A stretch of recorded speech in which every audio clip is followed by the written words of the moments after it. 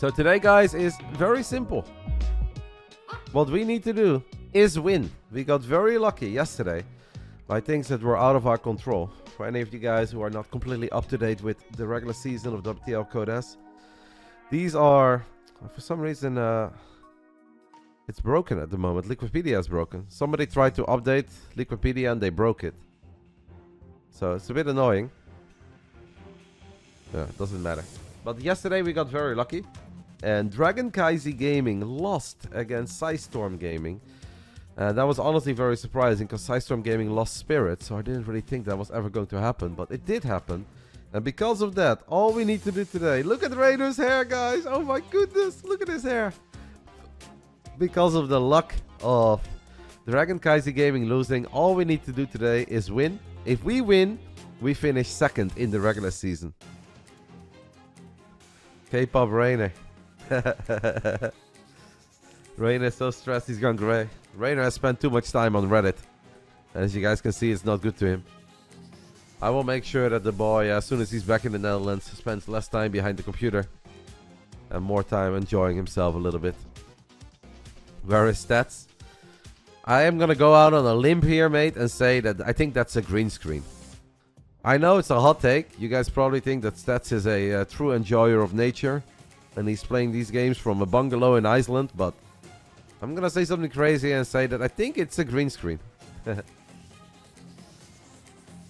Really became Jack Frost. I don't hate it. But what I would have done is cut his hair a little bit more. It's obviously his hair, it's not mine, so it doesn't really matter, right? But I still think his hair is very long. Obviously, he colored it, but I feel like a shorter look is slightly better on him. Anyway, in the bottom left side, guys, we are looking at the main base of the Italian Stallion. He needs to win for us today. It is a Reynor. And he's going up against one of the very best Protoss players to ever do it. He's a big man right now. He's grown up. It is Stats. Stats obviously the man who met Serral in the grand finals of BlizzCon 2018. The legendary victory for Yona. And they also met each other, I think, in the grand finals of GSL versus the World, if I recall that correctly. So, Stats has history with our boys.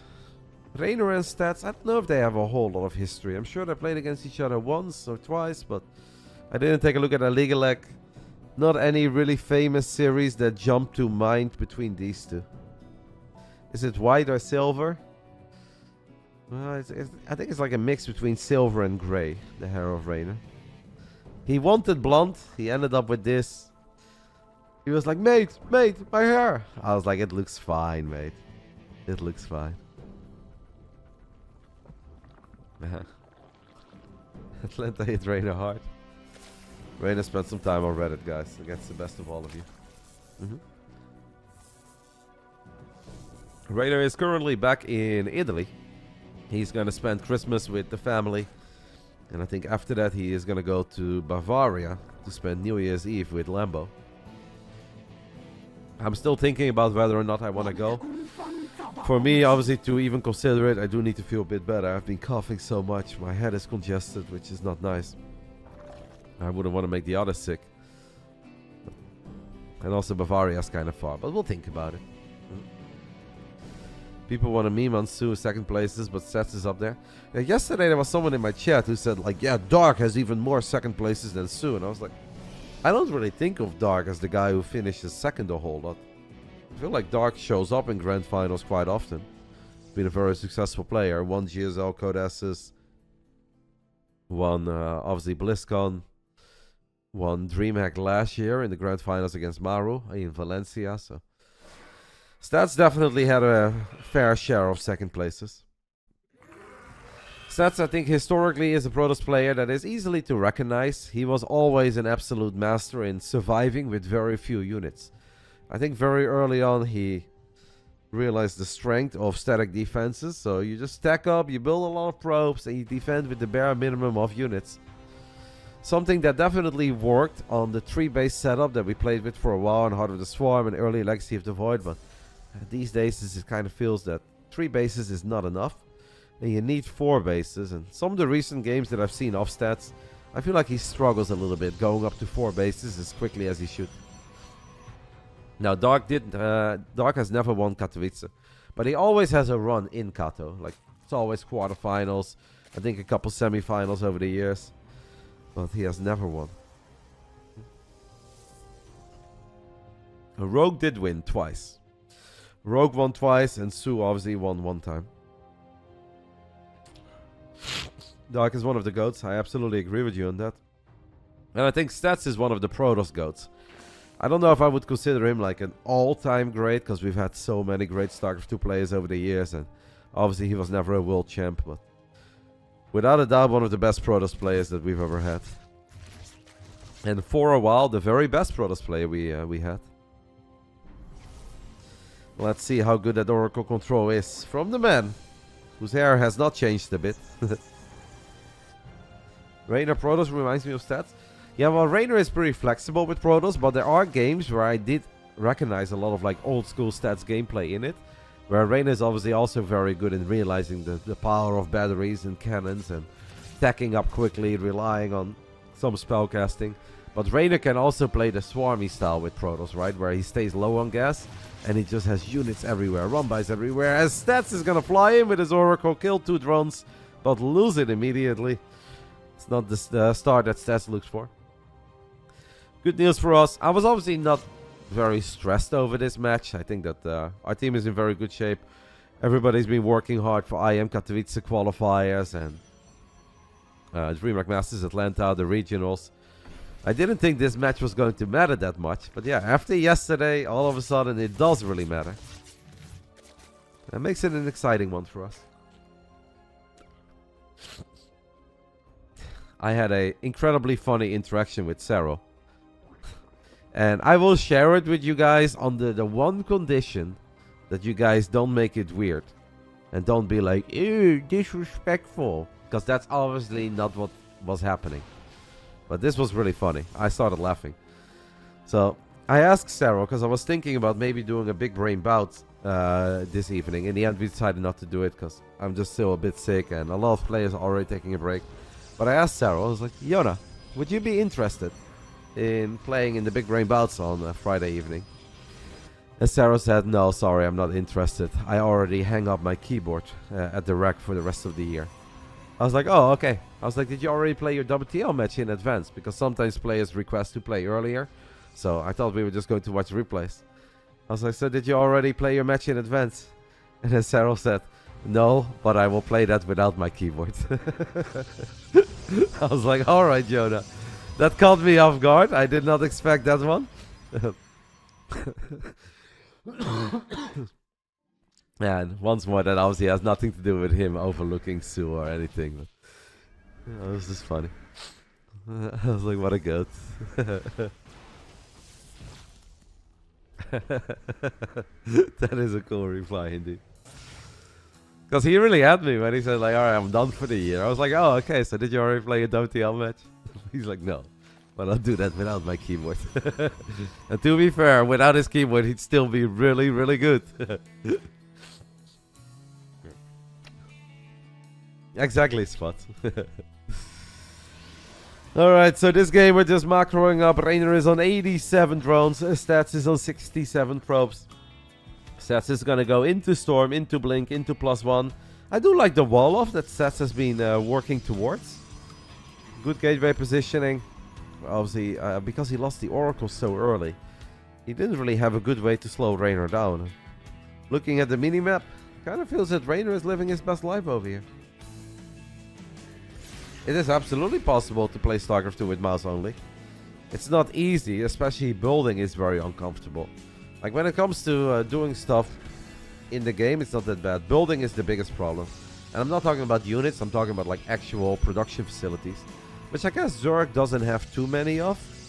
So that would be maybe the best of the 3 races. But it's super annoying to click on a probe and then click on that little build icon and then select it on the, whatever that is called, the bottom right interface.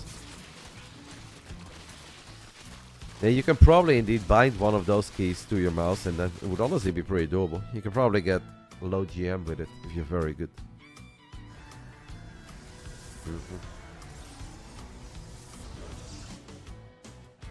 You always play like that? No keyboard?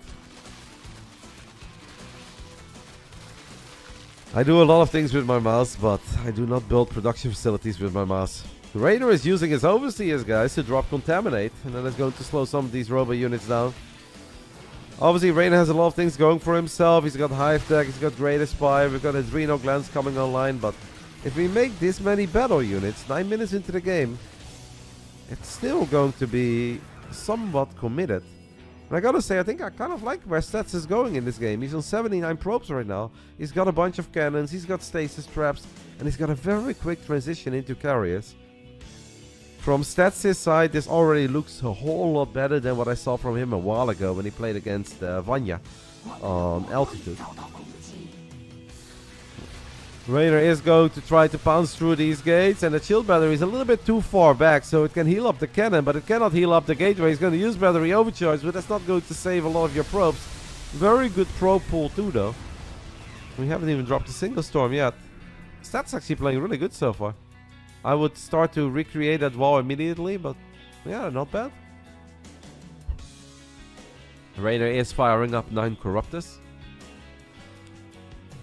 knowing that carriers are on the way. Stats already has +1 air weapons. I would love to see him start +2. I think that is kind of important.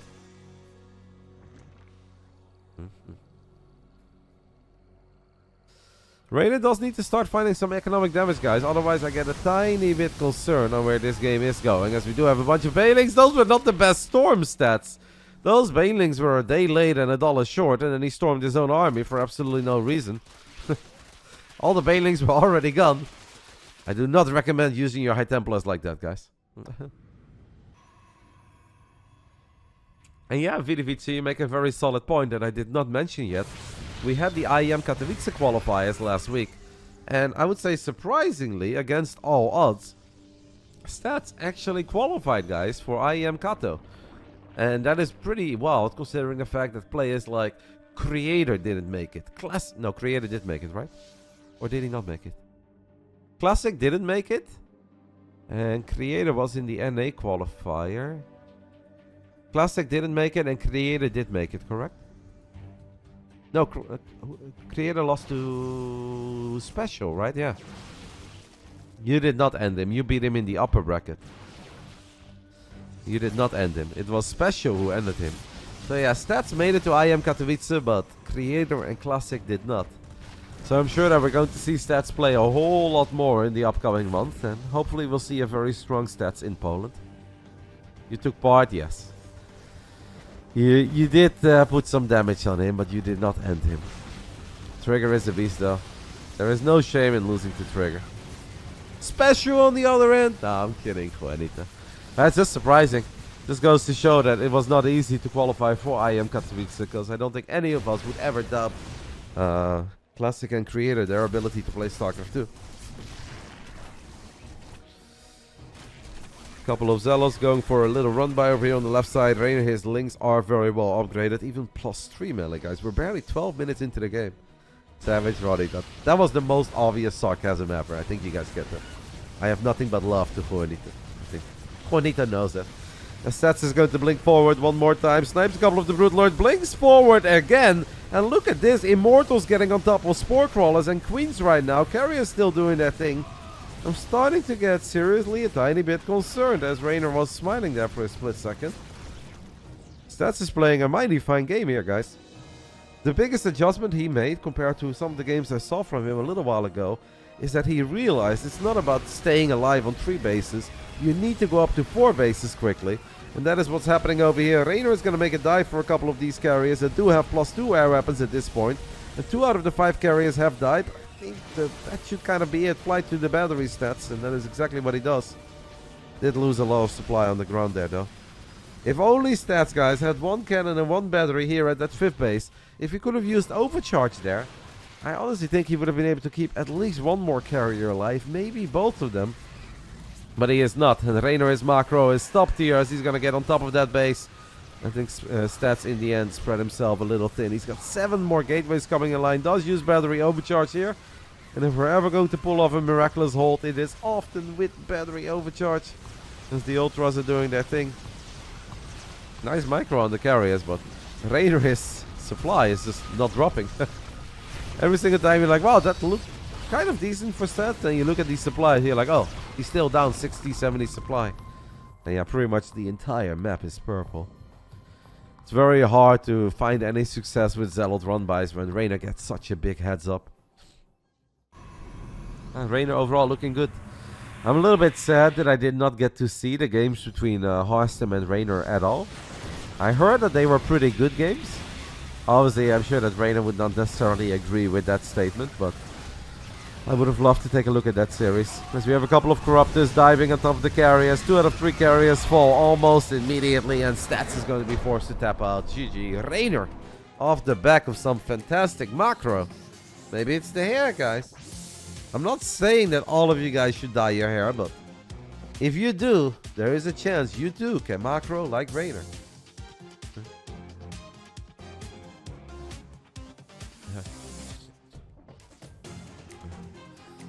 Kind of enjoyed that game. I honestly liked what I saw from Stats. I think Stats was honestly doing pretty good, especially that fight in the center, where the Immortals were starting to get in range of the Spore Crawlers. And I feel that maybe if he would have just warped in a few more units there and stayed instead of retreating, he still had carriers, he still had interceptors, and Reynor didn't have that many units there. But yeah, he went back towards that 5th base, but he didn't have any cannons or batteries there. And then when he had 5 carriers, and Reynor didn't have a crazy amount of Corruptors, he lost 2 out of the 5 carriers rather quickly. That was a bit of a missed opportunity perhaps for Stats. But overall, I thought Stats played a good game. I like the Sim City. I like where he was going. He did obviously lose the Oracle early. And also, I saw somebody ask about the server after he stormed his own army. That indeed looked like that was lag, because that was a real laggy interaction, right? Bailings and Links breaking through, and then the storm being super late on top of his own army. But I think that was more of a misclick than it had anything to do with ping. Because the first game is pretty much always on US West. And that server is better for Koreans than it is for Europeans. Roddy, I'm as bald as it gets. Is there hope for me that I can macro like Reynor? No. But you can perhaps macro like Benjamin Baker. And I think he's pretty good, mate. I see Elevens popping left, right, and center. Ben still has that magic touch. So if he can do it, you can do it too.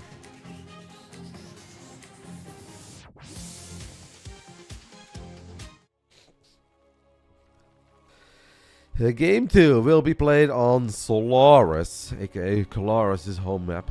Top right side, we are looking at the main base of the Italian Stallion, taking the 1-0 lead for us in this important clan war. That was Reynor. This is Stats, the big boy.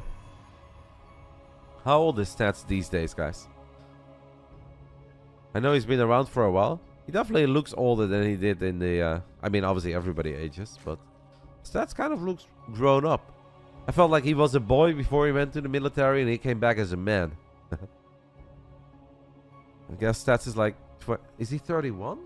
Okay, I was gonna guess 27, 28, but 31 is he's getting there.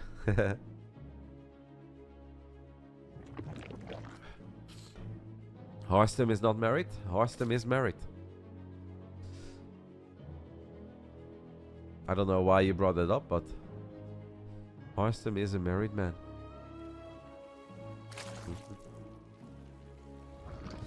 Not as young as Roddy. Yeah, mate, the years are starting to count for your man Roddy as well. Turning 29 last May. Just 2 more years to go and we are entering the 30s. It's scary, man. I want to be forever young, guys.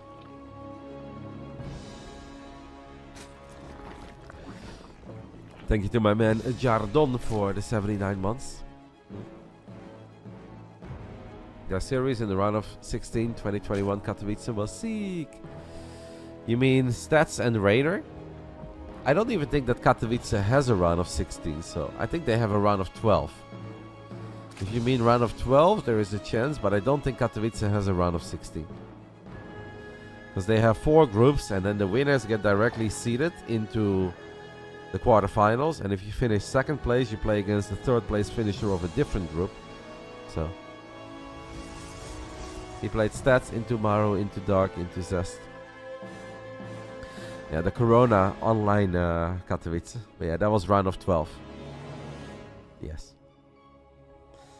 I actually thought earlier, I was like, maybe they played in that one kata that Reynor won, but I didn't really remember that. I know that Reynor played against all 3 of the big Koreans. I didn't know who the 4th one was. Apparently it was Stats.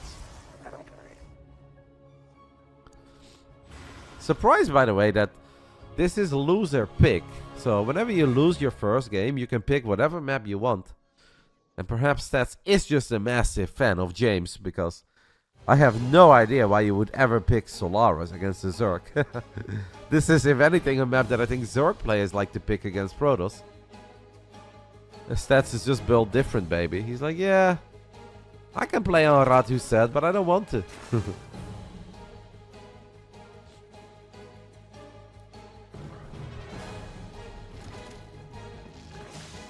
The whole world is upside down today. Well, it's Friday morning, mate, and Roddy is here, so it can't be that crazy. Sorry that I still sound a little crappy. My nose is stuck, my ears are stuck. I have been trying to do whatever the hell I can to make it better and sound better, but I guess we just need time. Would I predict to win Katowice? It's a little early for me to make solid predictions about that. I think right now a couple of the front runners are Serral, Clem. I would still count Maru as well, absolutely. And I think Solar deserves a mention. I feel like at the moment, those are the 4 that stand out. But a lot of things can change in like 6-7 weeks, and there's a good chance that Reynor is going to show up in a very big way. Good chance that Dark can go very far. Yeah, it's a little early. Yeah, absolutely. I mean, Dark, I personally rate Solar a tiny bit higher right now than Dark. It's just a feeling. And historically, I've not done that, guys, because historically I was always way more of a Dark fanboy than I was Solar. I like Solar a lot as a human, and he's obviously very good. But I just prefer Dark a tiny bit. But over the last few months, I think Solar has looked slightly better. Oliveira again. That would be even crazier than last year. I don't know. I would absolutely love that, mate, even though he's not a Basilisk player. But no, I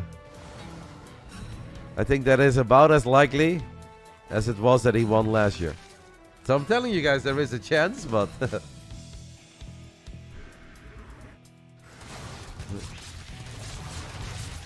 Couple of adepts are going to shade into the triangle base of Reynor, as we have adepts into the natural as well. Yeah, nice target fight there. Gets 2 more drones.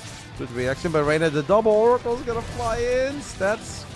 Well, fighting 6 drones at minute 5. Not too shabby.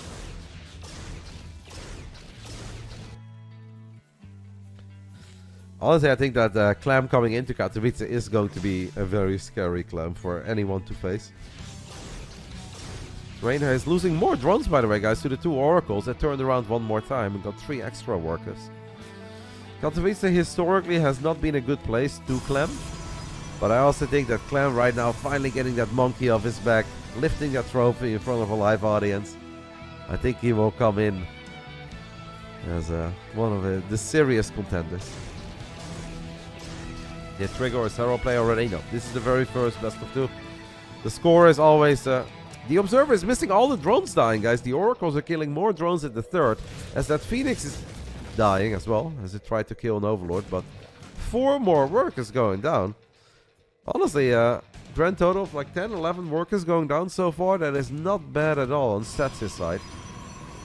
And losing the Phoenix is like whatever, as long as you don't lose the Oracles. The Oracles are way more important. Is there a world where Stats can also turn Reynor into the 50% man?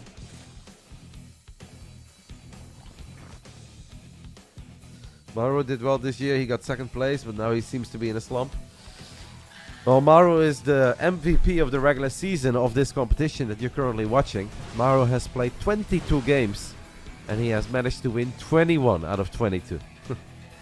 I would say that's a pretty good record for a man that a lot of you guys say is in a slump. Like, man, Maru, he doesn't have it anymore, does he, guys? What is that? Only a 94% win record? Embarrassing. Stats is now deep on creep. Reynor is trying to crank out as many units as he can. The stasis trap wasn't all that massive. He's going to wipe in a lot of additional stalkers though. And this is where things can get a little bit close, because Reynor has gone up to 5 bases against 3 base Stats, who is just sending it. And honestly, I think with very good Blink Stalker Micro, there is a chance that Reynor is dead here. Reynor has lost over 10 drones to the Oracles. The Oracles are still in the back as well. They are regenerating some energy.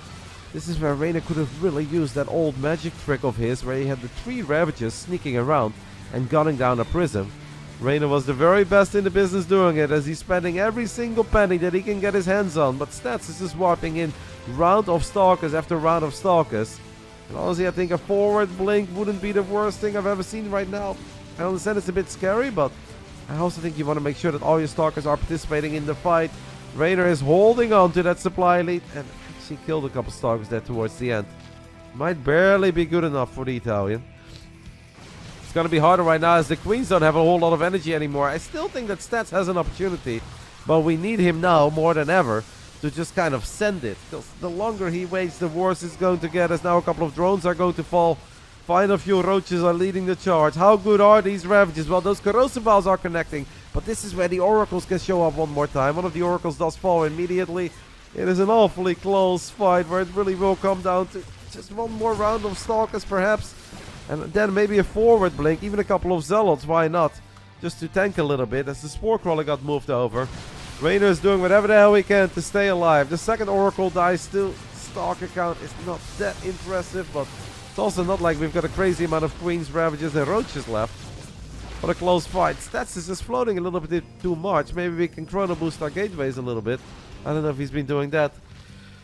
Can Reynor survive for a little while longer? He has a 20 army supply lead, but obviously Blink Stalkers can really shine when the army supplies get this small, this close. It is so hard for the Zerg to then kill units, even though we have creep. Imagine if there was an Observer here, by the way.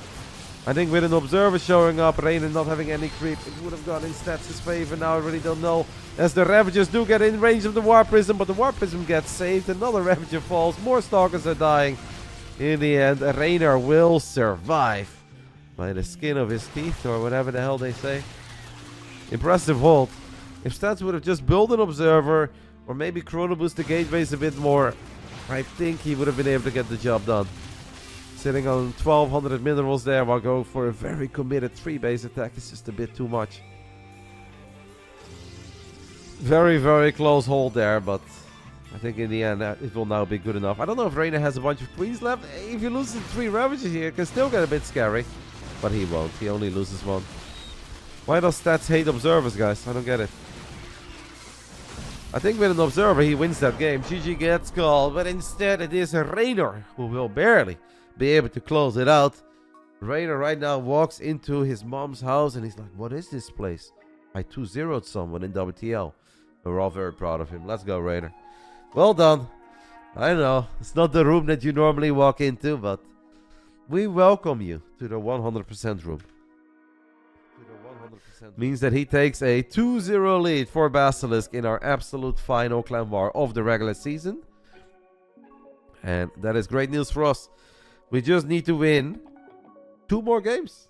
And if we just win 2 more, we will take 2nd place back-to-back seasons, regular season. And that also means a guaranteed top 3 finish overall. Now, that's not what we aim for, let's be honest. It's not like I'm going to be happy if we finish 3rd place in the playoffs, but it is obviously nice to already guarantee that. Next match is going to be a rematch of the Intel Extreme Masters Katowice quarterfinals of 2019, where one man ended the most magical streak in history of another guy. Was it quarterfinals or semifinals? It was quarterfinals, right, guys? A little ZVZ.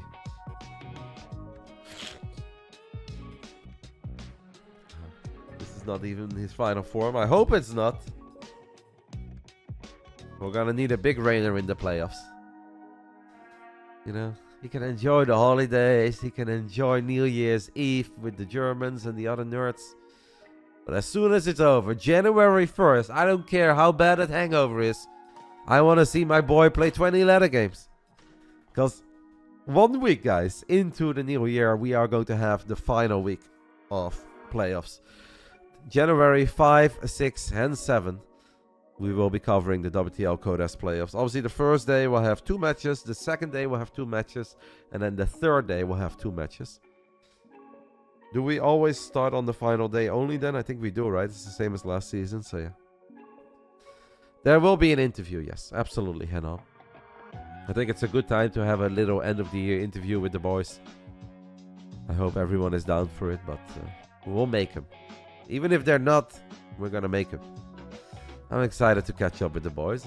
We can talk about everything. You guys can stick around. Obviously, feel free to ask some questions in the chat as well. And if I like them, I will propose them to the players. Let's just hope it's a happy interview. How was the DreamHack Atlanta? I missed it. I think it was a very fun weekend.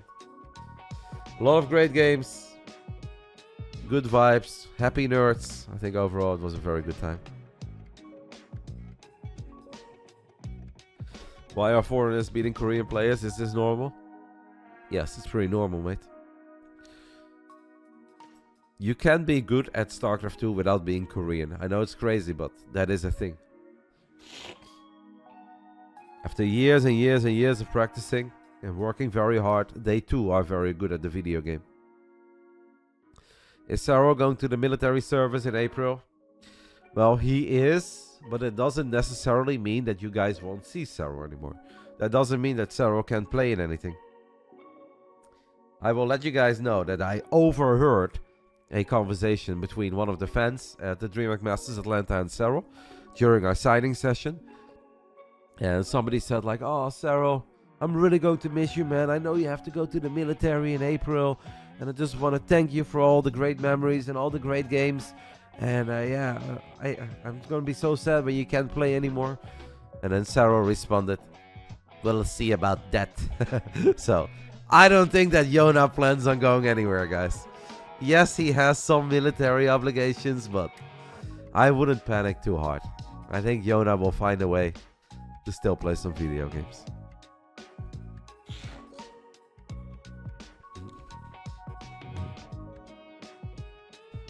It is not exactly the same as the Korean mandatory military service.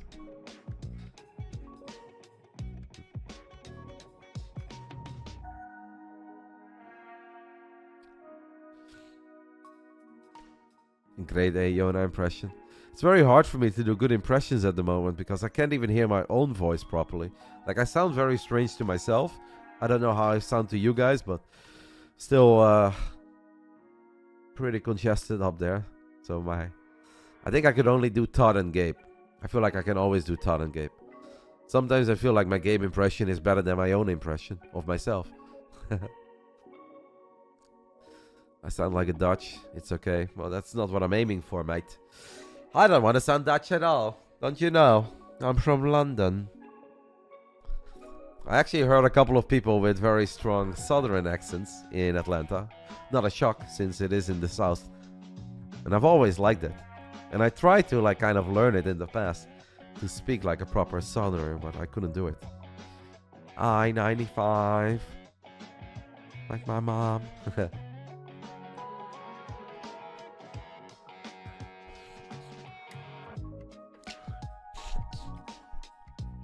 Doesn't mean that RotterdaM has to play WTL when Serral is away. To quote the GOAT himself, "We'll see about that." No, I don't think it will ever be part of any Basilisk plan to have Roddy as a regular starter. You know, there is obviously a chance that I'll play a game once in a while. Unfortunately, this season it was just too close and too competitive and everything mattered. Sue looks cool, by the way. Also, a nice jacket. Nice trophy. Oh, look at this. It's the battle of the trophies. Sue's like, "Look at mine, Yona. It's pretty big." And Yona's like, "I've got it too, mate. I don't know what you're flexing over here, but..." Anyway, in the top right side, over at Husset, we are looking at the main base of the great Yona Sutala, Serral.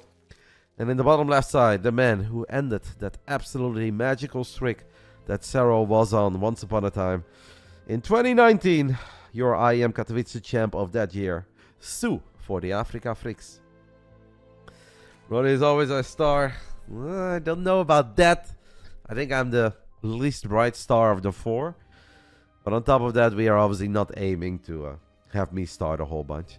Like, if this final match would not have mattered to us or any of the other teams in the league, yeah, then I would have loved to play. But it's also important to respect the integrity of the competition. And Platinum Heroes and Africa Freecs are very close to each other. And if I would drop 2 maps against the Africa Freecs, there is a world where they finish above Platinum Heroes. And that's obviously not nice, right? Because when Platinum Heroes played against Basilisk, they had to go up against Trigger, Reynor, and Serral.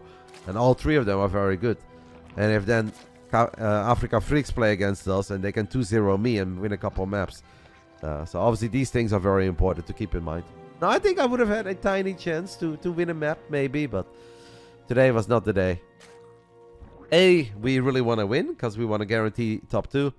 And B, well, we didn't know that in advance, but there was that tiny chance, and it turned out that that actually played out exactly in that way, that we would have a chance to finish second. And B, out of respect for the Platinum Heroes, we decided to send our A team. And Roddy will stay where he belongs. On the bench, baby. And I'm completely okay with that, guys. No camera for Serral. I don't know if that means that he is not at home. I do hope that he can join us for an interview, though. Even if he can't, I will still try to have a little chitty chat with Trigger and Reynor. Because I do think that is nice to wrap up the regular season. But hopefully Yona can join us. Can you give us a little Southern US accent demo? No. Especially not right now. If you ask me in 2 weeks, when hopefully everything is cleared up, I'm willing to give it a shot. But right now it would be beyond terrible, mate. You don't want to hear it.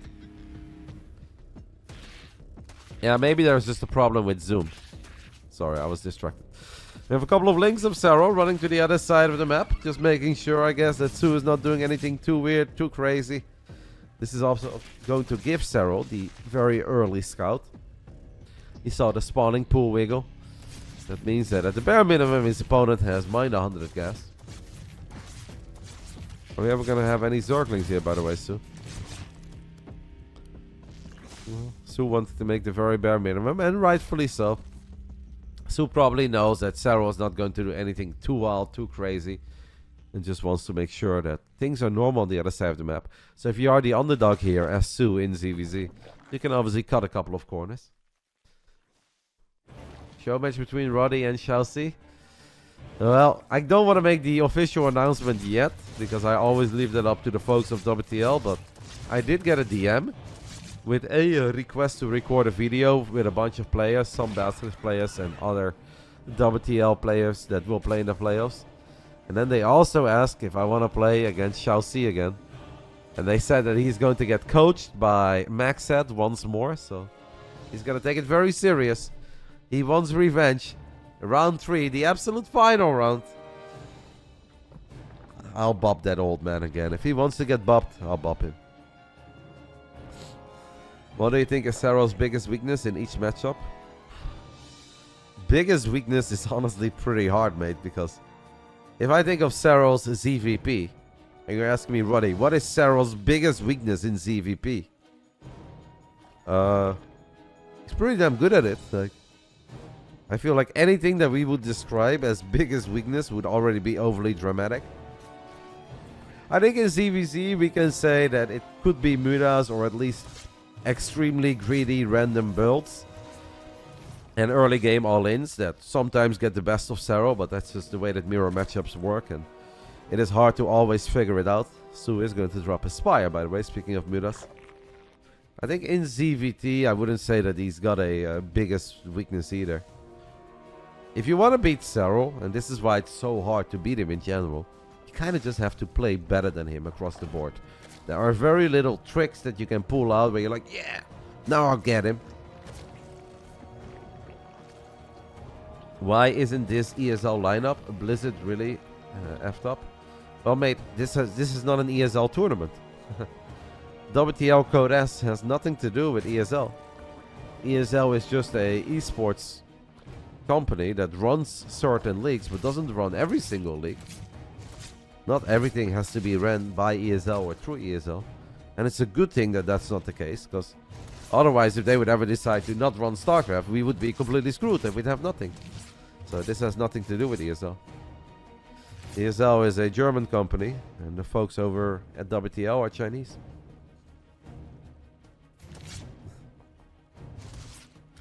Ratu said station is his biggest weakness in ZVP. I don't know, mate. Serral's late game is pretty good, and this map kind of screams late game. So Su has 9 Basilisk on the way, and the Baneling nest has been planted down. As Serral is going to send an overseer into the main base, we'll know exactly what's up. This doesn't really come, I think, as a big surprise to Serral, but it is going to make it a rather annoying game. And Serral did make a couple of safety roaches that he didn't really need. So yeah, if Su, in the year 2023, was ever going to have a good chance against Serral, I would kind of say it's in this particular game. Build order-wise, I think it has all worked out very well for Su. I know that it is owned by the Savvy Group, but that doesn't make the initial company not German, right? At least not in my eyes. ESL to me is still a German company. They have their offices there. That's like saying that Volvo is now Chinese because they have Chinese investors. I think we all look at Volvo and still think of Volvo as a Swedish company. At least I hope so.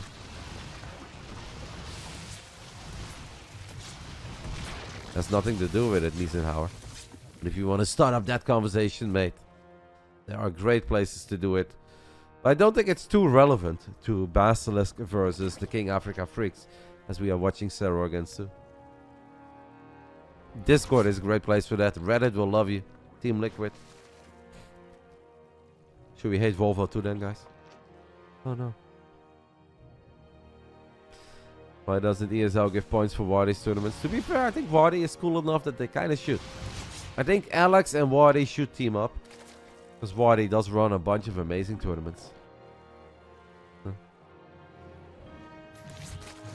But I don't think anybody was outraged over here, Eisenhower. It was just a conversation. Somebody asked me why this tournament didn't give ESL points. And then I just answered that this is not an ESL tournament. I don't think that means that I'm outraged at ESL or anything.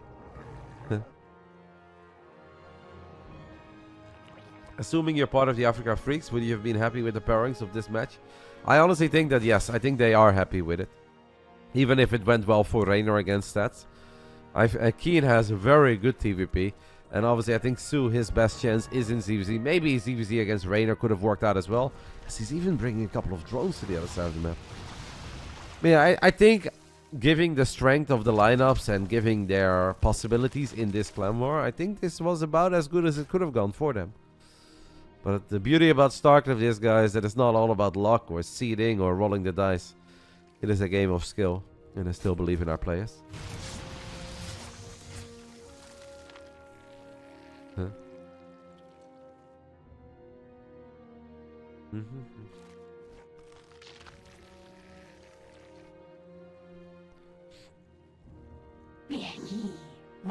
Looks like Serral also hanged up his webcam. Well, apparently it was working early in the beginning of the game. Su is going to try to roll in a whole bunch of Banelings, and these Banelings will get fungal, but they might still get some good connections. No, they don't connect really with anything at all. Fungal, even in the year 2023, is still pretty good. And Su had a pretty big piggy bank. Well, he's actually losing things very quickly. He's trying to mine out the backdoor minerals. The roaches are battling the drones as the Mudas are trying to battle the roaches, as the parasitic bomb now goes down as well. Su trying to do whatever he can to just open up one more entrance into the 3 bases of Serral. But Serral says, nope, not today.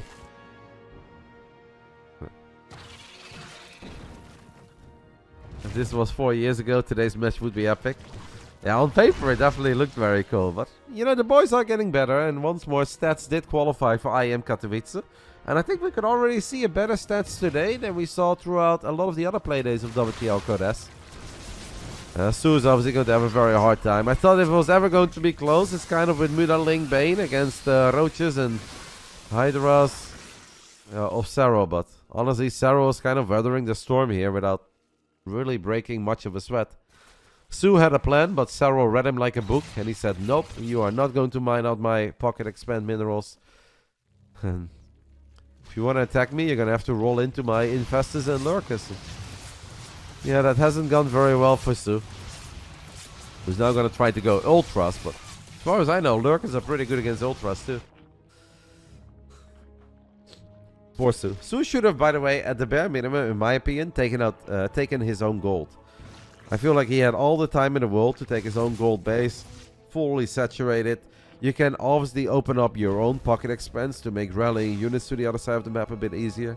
You take out the debris, you mine out the own minerals at your third. And I don't know if that really would have helped him a whole lot, but at least that would have set him up a tiny bit better for this phase of the game. I would love to see the units lost resource tab. I have the feeling that Su lost like 6,000 resources more already. And that is an insane amount in ZVZ in a 12-minute game. Serral not really giving Su any opening so far.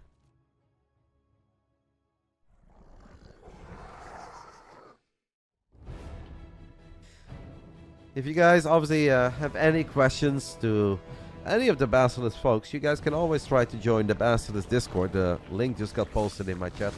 It is a community Discord, so all of you guys are more than welcome to join. And if you want to hang out there and support the Basilisk players, wish them Merry Christmas, Happy New Year's, cheer for them in the playoffs, feel free to join. It's a bunch of lovely nerds in that Discord. Discord.gg/basiliskgg, in case you missed it. For a Mutaling Bane game, very little has happened now in the last 2 minutes. That's mostly just because it has not been possible for Su to make anything happen. Meanwhile, Serral says, alright, you've had your fun on my side of the map. Now I'm going to have some fun on your side of the map. With a bunch of roaches with tunneling claws, as Su's main army is pretty far out of position. That lurker count is high. Su is going to go for it again, guys. And Serral, I think Serral is waiting until Su actually commits to the attack. And then I think he's just going to unburrow everything. Because it will be a lot harder for Su to have a good response against this kind of stuff if he is focused on attacking. It's actually now, by the way, I only realized that it's Su who's trying to take the gold base of Serral. Does he not know that he has his own gold? I don't know what that's all about, guys, but Su has taken the gold hatchery of Serral. I mean, let him cook, right? I'm not sure if that's the best place to take a hatchery.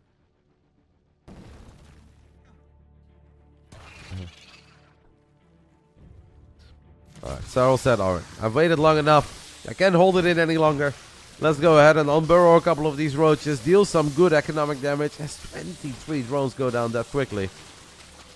So I guess Serral saw with his changelings that the army was on the other side of the map. They said, alright, I don't want to wait any longer because as cool as roaches are, the later the game goes, the more that the roach falls off a little bit. And Serral obviously doesn't want to battle a whole bunch of ultras with roaches. So I guess we're just going to free up some supply and make some more hydras, make some more lurkers. Lurkers can seize it from the natural too, right? Not totally sure about that. I feel like a tank would, but I don't know about the lurker. Yeah, actually, if you burrow your lurkers all the way on the edge, I think they will at least touch a couple of the drones that are mining. Like, you won't be able to attack the hatchery, but you will definitely be able to attack the drones that are mining from it.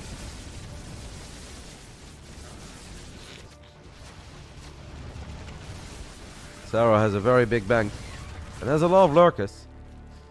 And Su honestly just seems kind of stuck in this game. It feels a little bit sad because it feels that Su right now has been running around for the last 6 minutes like a chicken without its head on. And he's just kind of not totally sure what he's doing or what he's supposed to be doing. He is maxed out. He's got money in the bank. But this game does not feel competitive or close. Unless I guess we have like the sexiest Ultralisk engagement ever. Just don't really see it. Su obviously historically has never really been the late game master. Especially not in ZVZ. Biggest strength of Su was always just making a lot of roaches, hydras, zerglings, banelings early on and getting the job done. As we have the good old combination, guys, of fungal growth and parasitic bomb. Seems that our observer did not think it was very exciting. I thought it was exciting. But he wants to show you guys how a bunch of ultras are going to get absolutely obliterated on the right side of the map. Most of the mutas did survive, so I guess Su did a good job in splitting up his army. Trade-wise, this has to be one of the most cost-efficient ZVZs that Serral has ever played in his entire life. And we know that Serral likes to take a good trade or two, but... yeah, I don't really know where to go with this for you guys. It feels like a very one-sided affair. Similar to my first marriage.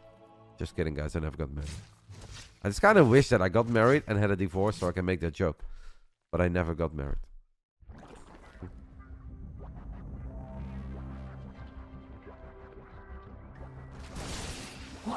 Broodlords in ZVZ remind me of a game between Serral and I think Solar. It was a Korean Zerg, and I'm going to assume it was Solar. During one of the stay-at-home story cups during our COVID era. Where they had an insane game, and Serral just survived and survived and survived. And then Solar made like 25 Broodlords, and they all got abducted. I think that was actually the most cost-efficient ZVZ that Serral has ever played in his life. Weren't you married to that female tennis player? I don't even know which one you mean, mate. A lot of them are pretty amazing.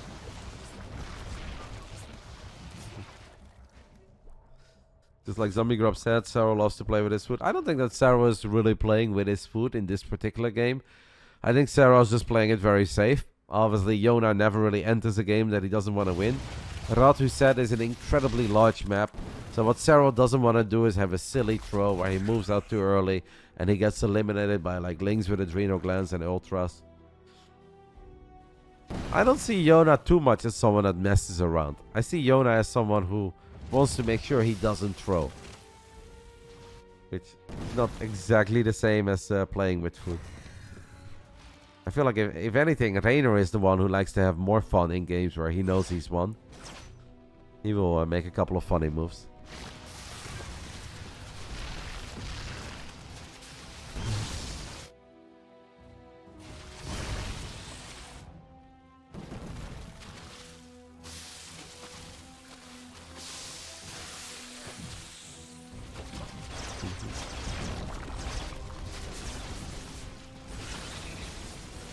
You want Broodlords? I think you'll get some Broodlords. Ultras are just not finding any opportunity to get on top of these lurkers of Serral. As Yona is having a good old time. I'm not sure if Sue really knows where he wants to go. He is heading in some spellcasters, so that kind of excites me. Serral just abducted 2 overseers and a baneling. I want you guys to know that Serral just abducted a baneling.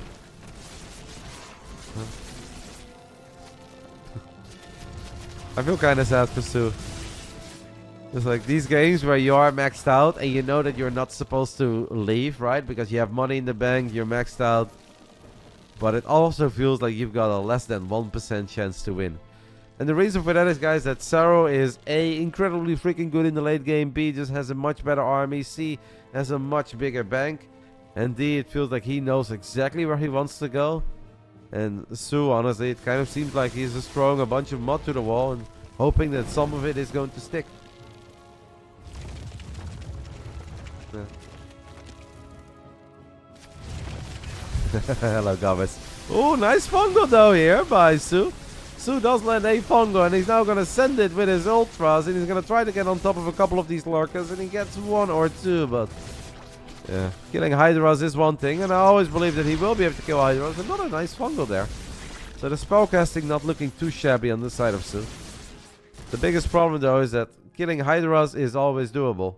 Killing Lurkers is a whole lot more difficult. That was very quick, by the way. I tried to count the numbers. Seemed that Serral only lost a few thousand resources less. We have a bunch of parasitic bombs. Sue now just spamming parabombs at Vipers. Hoping that that's a good way to kill them. Honestly, I feel like this is a first that I see Sue with Vipers and Infestors in the same game. I kind of like it. What I like less for him is that he has a whole bunch of Ultras that have 5 HP. And those are going to get obliterated. Few more Overseers getting abducted. Sue has 8,300 minerals and 3,500 gas in the bank. But he's losing all of his drones. He's losing his bases. He says, alright, this is it. I'm going to reveal my Broodlords, baby. But Serral has a lot of Vipers. And he's going to abduct them one by one. And he's going to kill them one by one. One of the fungals does land. But every single Broodlord gets abducted. And if you guys wonder, why don't people build Broodlords against Serral? This is why. This is not too different from that ZVZ that I mentioned. Poor Sue, guys. I just want to give Sue a hug. He has 86 supply, but he has over 10,000 resources in the bank. And now he's making one spine crawler. Oh. Can we redeem some channel points and give Sue a hug or two in the chat? Alright, Sue says, I know what I want. I want 11 more ultras. What is this game?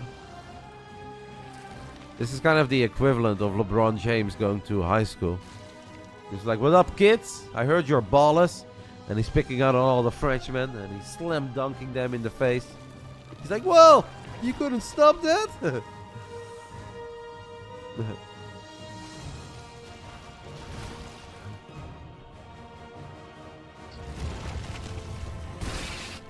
Maybe high school is not the best example.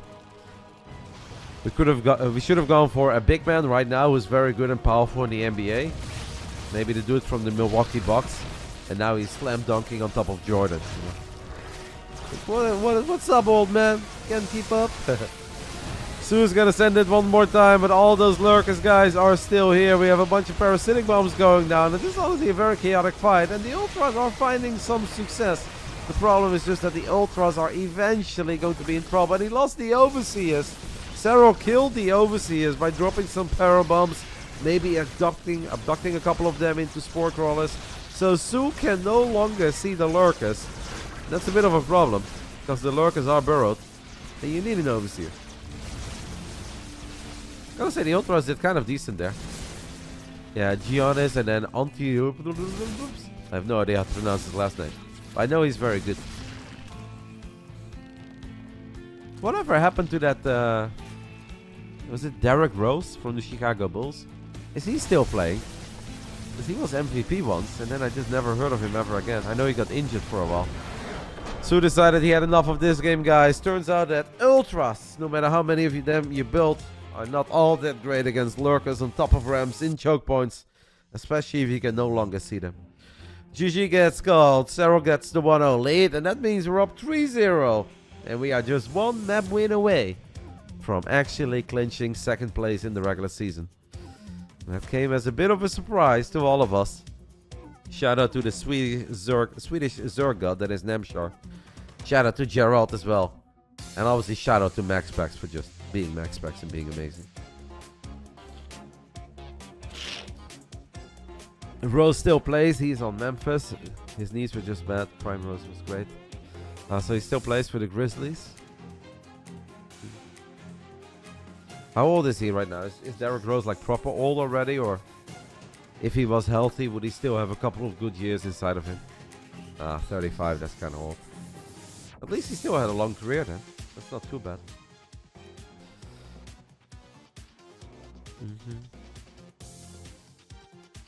Stupid question. Can you abduct your own units to save them? Yes, you can.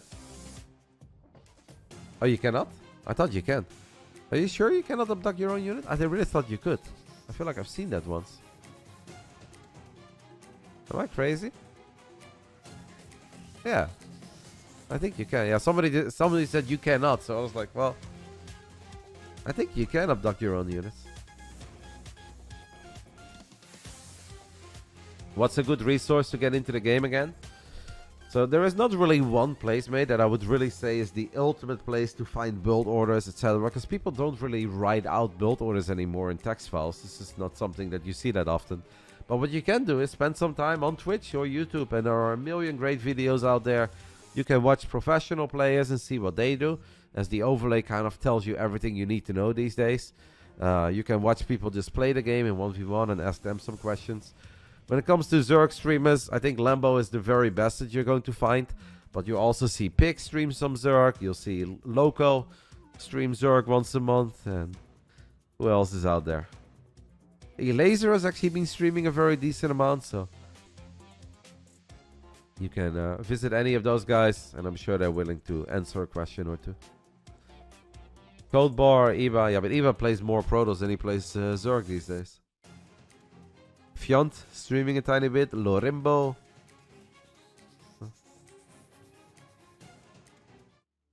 Ragnarok, indeed. I saw him live the other day.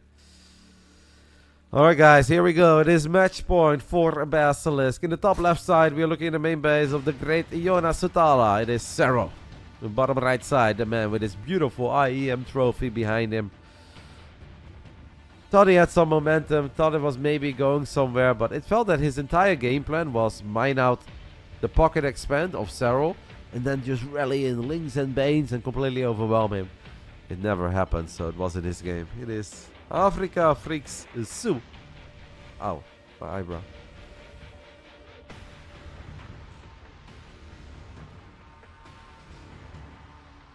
If we do end up winning this match, I would say overall, this was another damn good year for us. We only lost against Onsite. Yeah, so we have played a grand total of 22 matches in the regular season. And we have won 21 of them. That's honestly pretty damn good.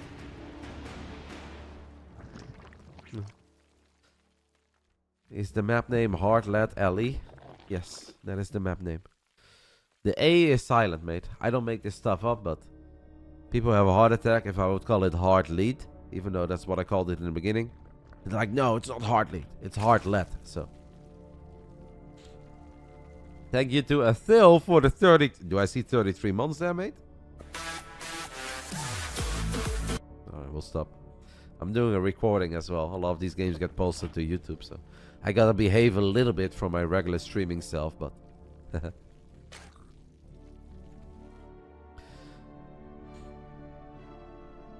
It's closer this season, right? Yeah.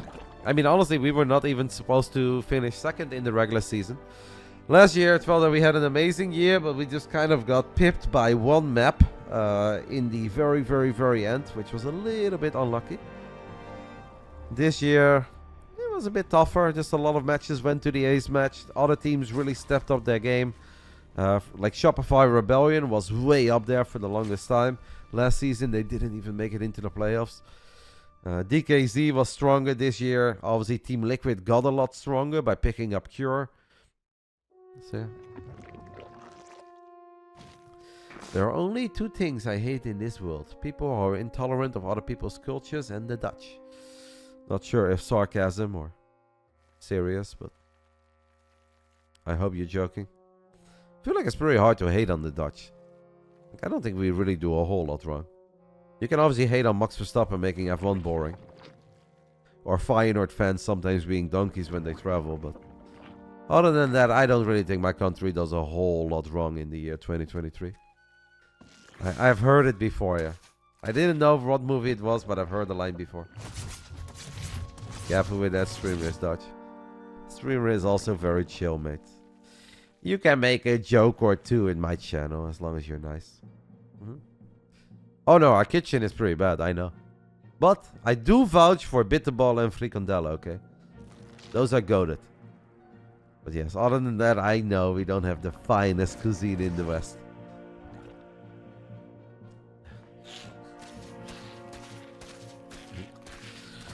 Serral rallying a bunch of Zerglings to the third base of Su.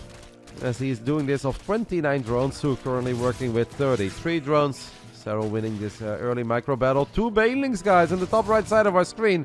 2 Banelings rolling into the mineral line. And the observer sees it too. Nice split. Actually, very nice split by Su. Well done. The only problem is that while this is happening, he is A, not mine. Oh no, he still lost 5 in the end. Okay, that's just brutal. That's just brutal, that's just sad, and that was not deserved, because the split was very good.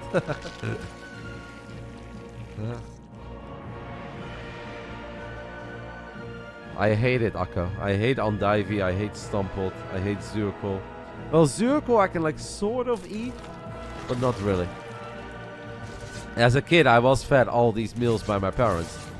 As obviously, as a parent, you don't want to see your kid eat hamburgers and pizza every single day. So I had to eat it, but some of them, like Zurkle or Royakle, I hated it so much that I would like distract my parents, and then I would put some. This is a true story. Like my mom would really want me to finish my plate because obviously eating is important. But I hated it so much that I would grab some of it and I would put it in my pocket whenever my parents did not pay attention, and then I would empty my pockets in the restroom because I just could not finish it for my dear life.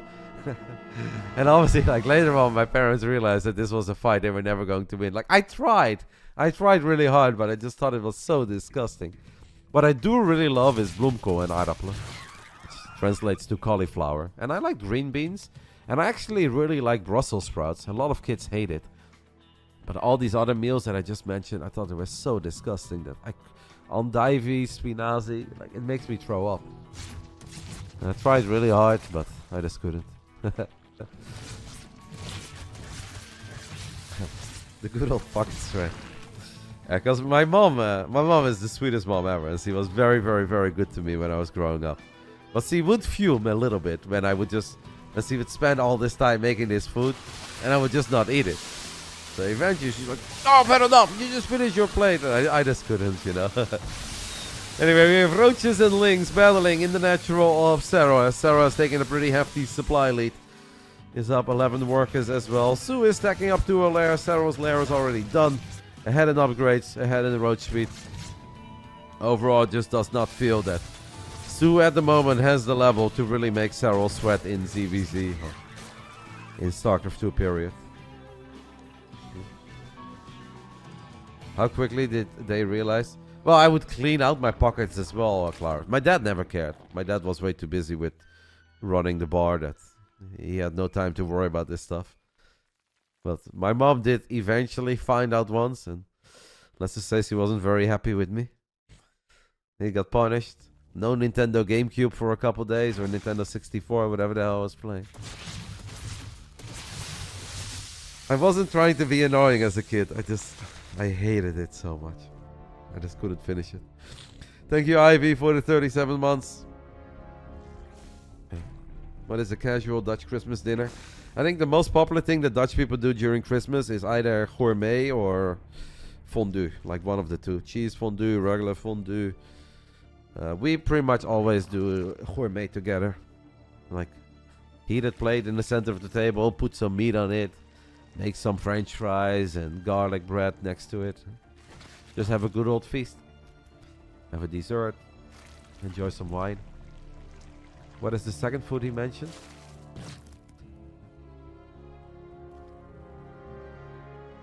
What is regular fondue? I never did the fondue, but I don't think every fondue needs to be a cheese fondue, right? Or is it always a cheese fondue? I don't know. I had a fondue once in O Gaming in Paris.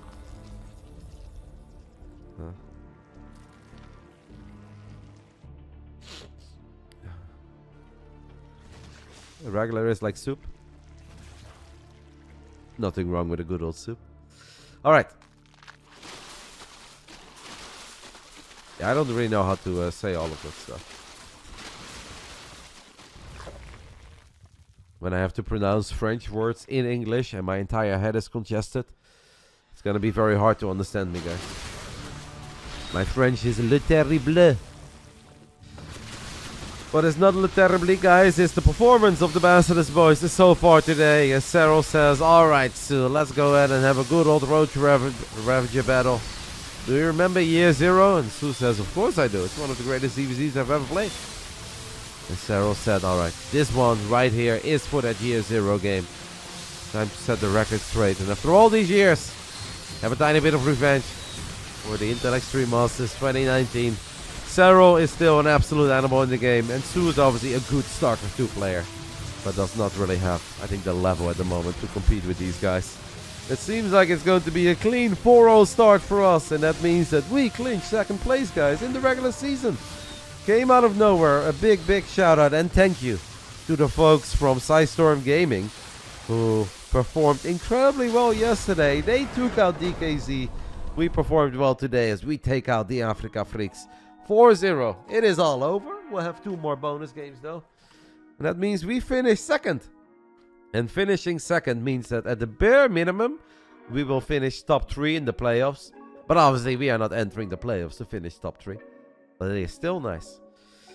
Back-to-back seasons, we finish second in the regular season after 11 play days. Hopefully they'll show us the standing later or somebody can fix Liquipedia. But the only thing that really matters is what I tell you. On-site gaming will start in the grand finals in the playoffs. We are going to start 1 round prior to that. And that means that we will play against any of the other teams that are currently in the playoffs, but only one. So it will most likely start off with Mystery Gaming versus Team Liquid. The winner of that will play, I think, Shopify. The winner of that will... No. The winner of that plays Psystorm. So it's Mystery Gaming against Team Liquid. The winner of that plays Psystorm. The winner of all of that plays Shopify. The winner of all of that plays DKZ. And the winner of all of that will meet Basilisk. And then Basilisk versus whoever the hell that team may be. The winner of that match will play in the grand finals against Onside Gaming, which is the team of Maru, Solar, and Reynor. At the Kuka 2-0 for the boys today. I think it's their hair, Reynor. What if you will forever just stay undefeated with this hair in WTL Code S?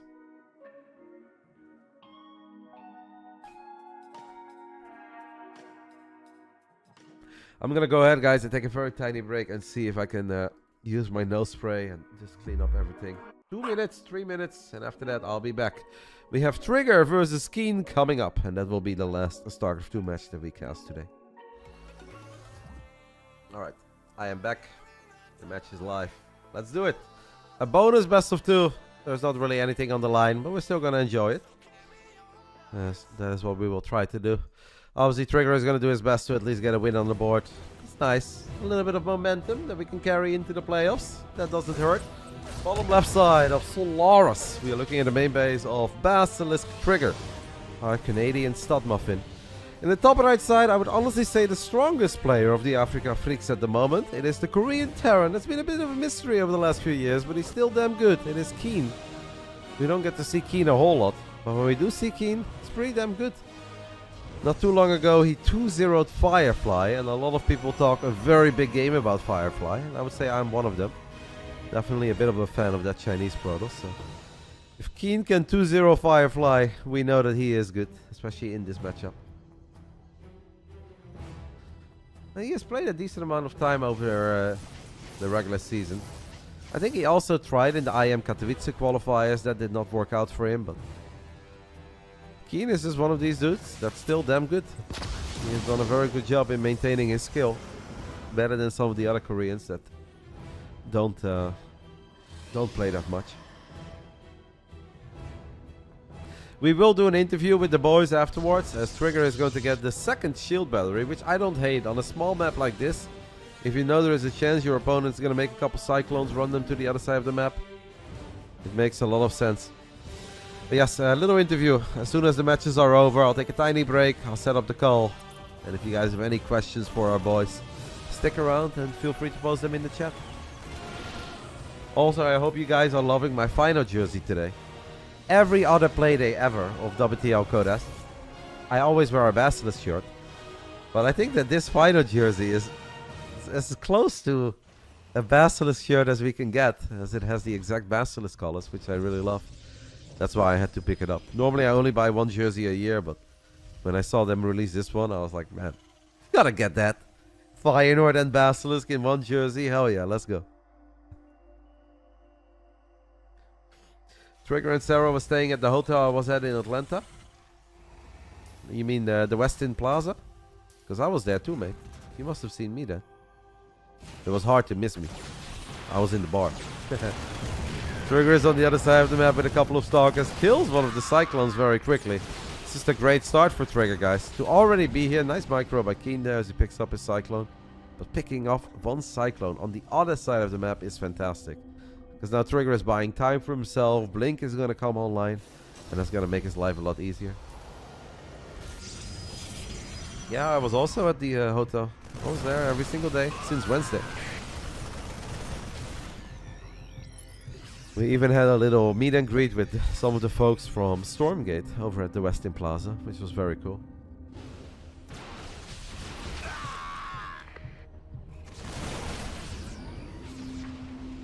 Trigger has loaded up a medevac that he's gonna send into the natural, I guess, of Trigger. It is a bit of everything. Seems like 2 Widow Mines and 4 Marines. This can still get a little bit chaotic. So far I think Trigger has played a very good game, but he's not aware of that medevac that's now gonna fly into his natural. And if that catches him off guard, obviously Keen can use that opportunity to then push through the center of the map.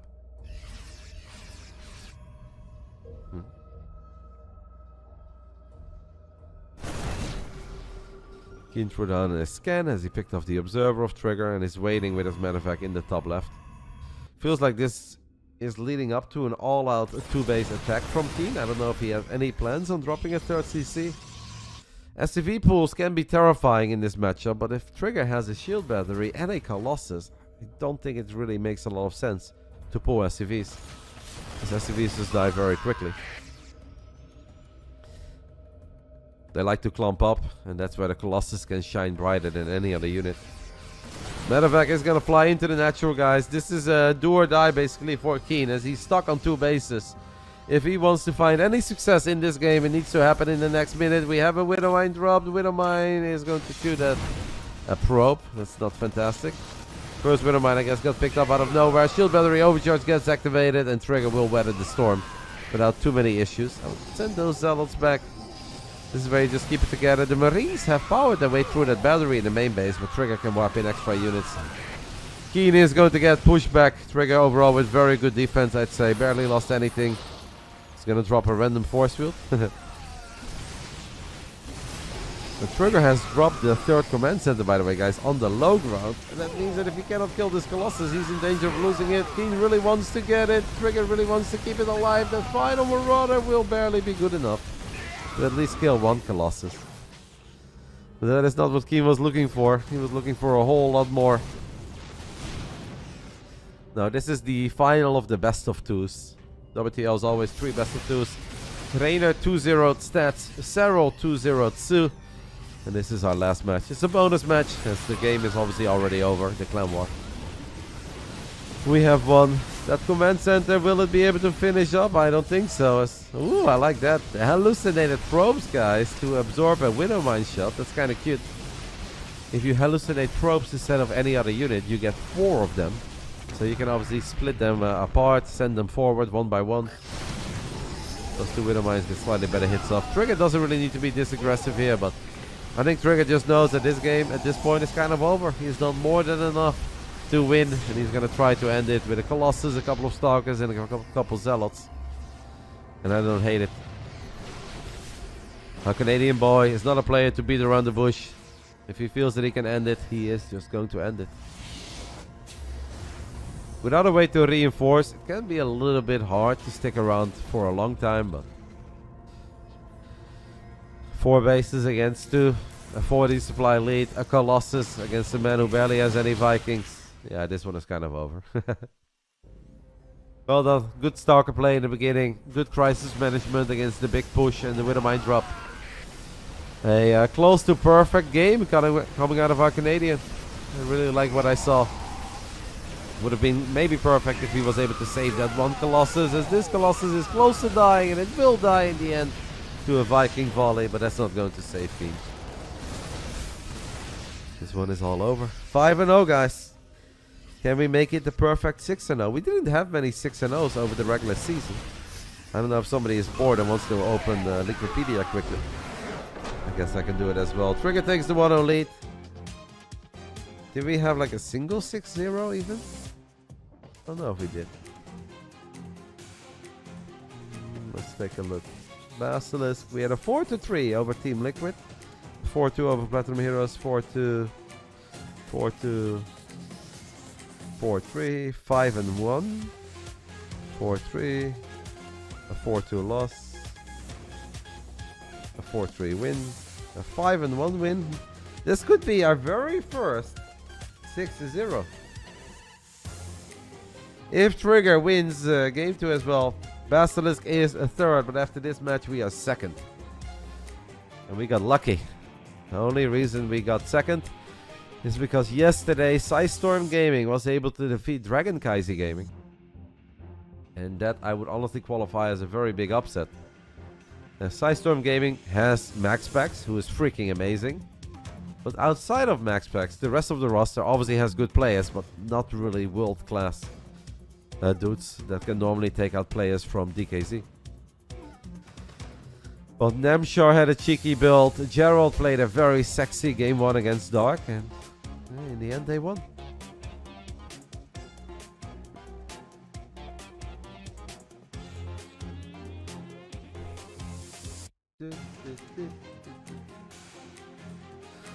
So one more game, and then we're going to do a little interview. And after the interview, I will wrap it up. I am not casting the second match today for 2 reasons. One, as you guys can hear, I am not feeling all that hot. And 2, I really need to do some Christmas shopping. I need to make sure that I have at least something for my mom, my dad, my grandpa. I'm not buying anything for my brother because he exploits me enough. And I think Vicky deserves a present or 2. That is what I am planning for this afternoon. Maybe I should get something for Reynor since he finally won 2-0 for us. Bottom right side of Golden Ara, our Canadian, trying to give us the first 6-0 of the season and send us into the playoffs with a lot of momentum. It was Trigger. Top left side, we are looking at the main base of the man who's playing in front of his washing machine.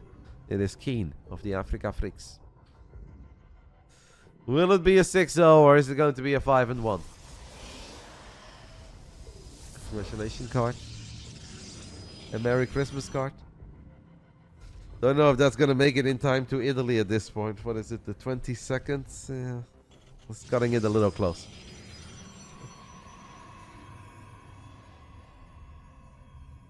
Thank you, by the way, to O'Neill Alex for the 4 months with Tier 1. I appreciate it, matey. Happy holidays. And obviously, before that we had Ivy with the 37 months Tier 3. But I think I already gave Ivy some love. January 5, 6, and 7. That's when the playoffs will take place. So put it in your agenda, because I think those days are going to be awesome. Friday, Saturday, and Sunday. All 3 of the days should be fantastic. Thank you to Whoop for the 1-year anniversary with Prime. As it seems that Trigger might be up to no good with that proxy. Well, I don't know if we're going to proxy anything. Could go for a proxy gateway. Could work out. Our Korean apartments that small that the living room is merged with the kitchen. Well, I think it goes for almost every single apartment around the world. That some of them are going to be small, some of them are going to be big. If you want to live in Seoul, most of the apartments are going to be rather small. Unless you've got a very big budget and you want to live like a king. Yeah, Seoul is not cheap.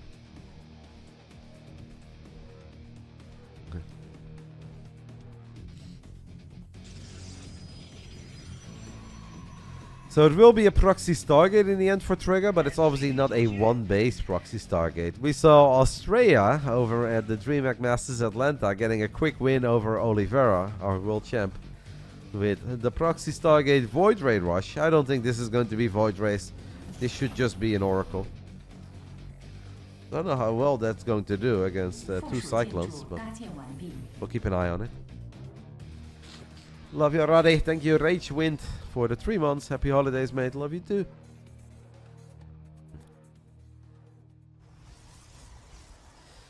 Fun little Friday stream. I'm happy to see that the boys showed up and we're ready to play some high-level video games.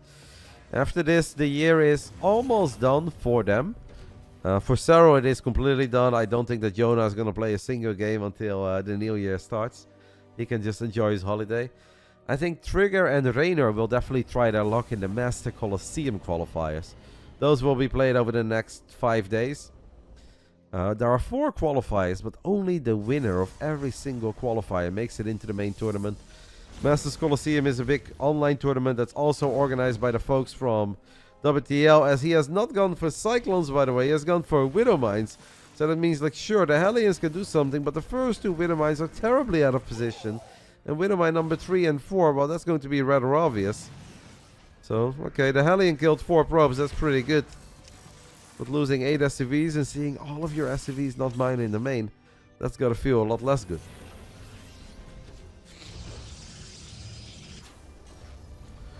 A little bit of a risky build perhaps by Trigger, but I think it is working out well.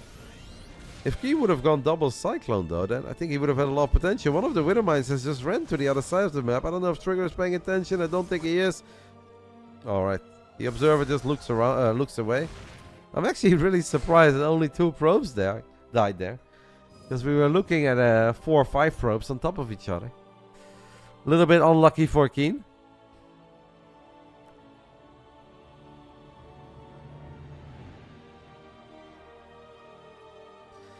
Trigger feels confident enough that he can go up to 3 bases here, which, yeah, I wholeheartedly agree with. He's done a lot of economic damage. He knows what his opponent is up to.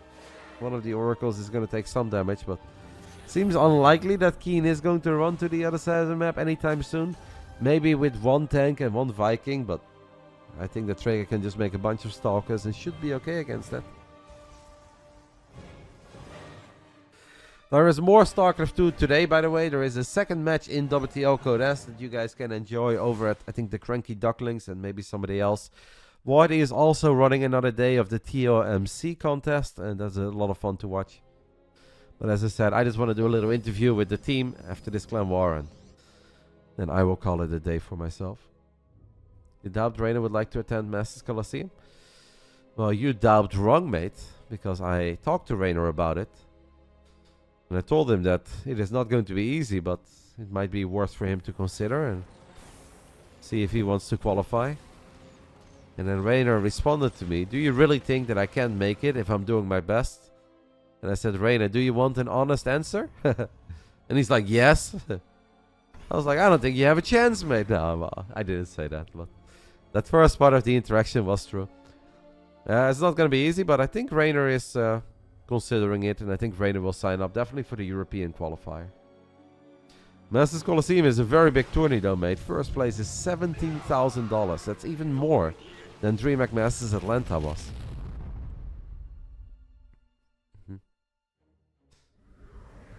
Atlanta first place was 15k. Masters Coliseum first place is 17k. Keen has gone to the other side of the map, and Trigger has somehow missed the army, which is impressive considering the fact that he's got a proxy out. He had a couple Stalkers roaming the map. He had 2 Oracles flying around.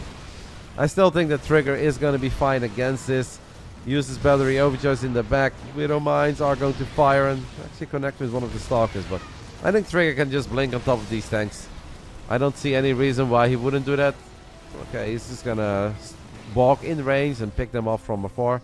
The only thing that I guess he kind of needs to do is pick off the SCVs, but even if these bunkers finish up, these bunkers are not really in a very scary position. And as long as there are no tanks or liberators near these bunkers, I don't think Trigger cares too much.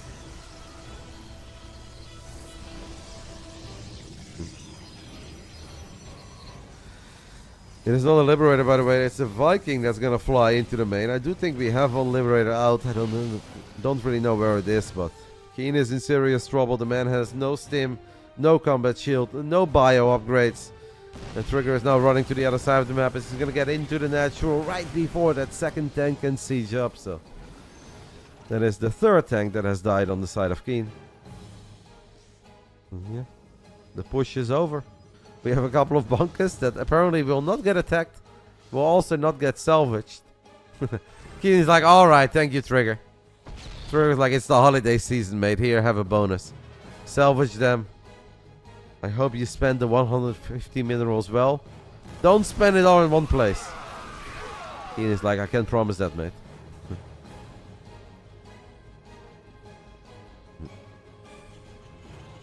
And the Immortal thought about it. We do have 2 tanks once more. One of the tanks was not siege up. Zealous with Charger just gonna storm into the natural. And in the end, it's a convincing victory for Trigger. It's a convincing victory for Basilisk today, guys. On the final play day, we had our best showing as we get our very first 6-0 win of the regular season. And that is going to do it. At least for the video games. We'll do a little interview, as I said. Finally, long have we waited. But here is that 6-0. The second match of the Platinum Heroes versus the Matcherino Esports. You guys can watch over at... Let me just double check quickly. That second match you guys can watch over at either Crank Stream or the Cranky Ducklings. So if you guys want to watch that match badly, go ahead and hop over to Crank or the Cranky Ducklings. I am done with casting video games today, but we are going to do that interview. Second place it is once more, back-to-back seasons. Here are the standings. Onside is first with 10-1, but they have 31 points. We finished in second place with 26 points. Dragon Kaisi Gaming should always... Wait, is that true? Yeah. I think DKZ will always finish in third place. Shopify should always finish in fourth place. I think the entire top 6 is set. Yeah, I guess technically Starlight Twinkle can have a big showing and overtake Mystery Gaming. So this one is not really set yet, but I think the top 6 is set in stone. These are your final standings, guys, of the WTL Codex regular season. It's been a lot of fun. Big shout out to the WTL guys. No more SC2 here. No, just an interview, and then I have to do Christmas shopping. So I'm going to go ahead and take a break, and then I'll set up that interview. And we'll talk to the boys, go over the season, and wish them happy holidays. Stay tuned. We'll be right back. Interview with all 3 of the nerds coming up, unless one of them is dodging, but we're going to go for it anyway. See you guys real soon.